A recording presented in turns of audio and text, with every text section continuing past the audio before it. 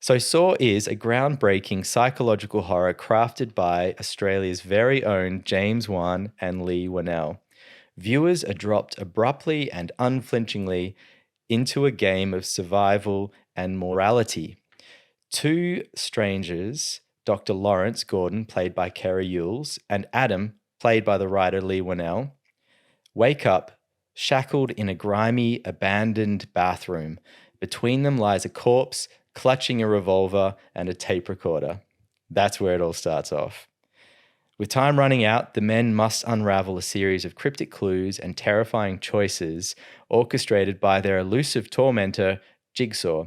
We discover in Saw 1 to about a million that he is the twisted mastermind who tests his victim's will to live through horrifying challenges that often involve a terrible choice and a nasty consequence.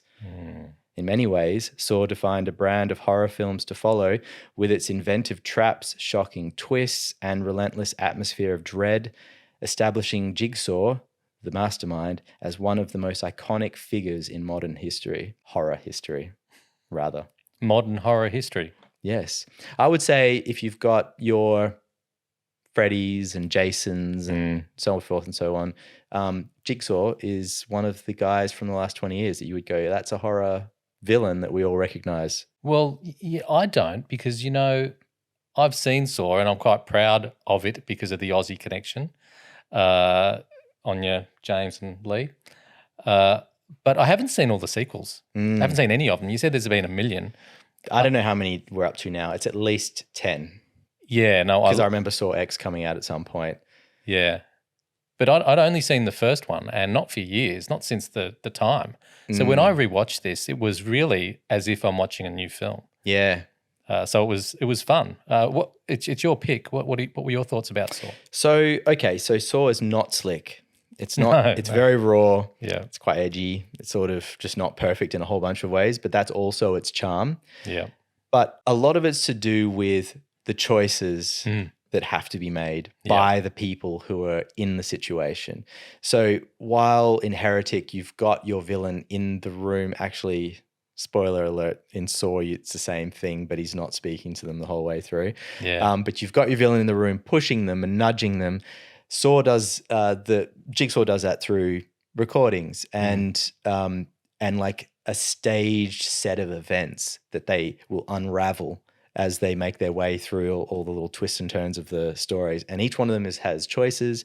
A lot of them are sort of an A and B choice, like, either you're just going to die because you're not moving, or you're going to saw your leg off in order to get to the next stage.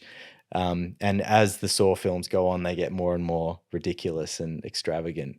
But I think that's really the core of it. It's not as smart a film. It doesn't present us with probably as deep thinking that we get in Heretic, but it does still have some like underlying moral decisions that need to be made at the heart of it.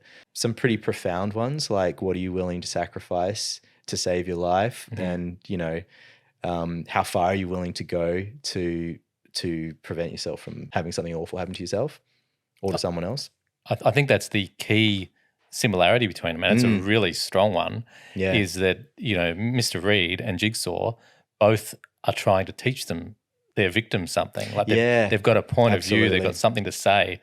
These are not quite monsters they are monsters, but they're not it's not violence for violence sake. No. They think that they're making the world a better place. And they're somewhat hands-off monsters as well. It's like, in a way, like they've put them in the situation. There's no way of getting out of it. But they're a little bit like, okay, now let's just see what you do with this, Yeah. I love what you said when you said it's not slick. It felt to me like just the best sort of student film. Yes. So it felt like a student film, but had this just cracking idea and cracking script, and the twist at the end just gets you to your core.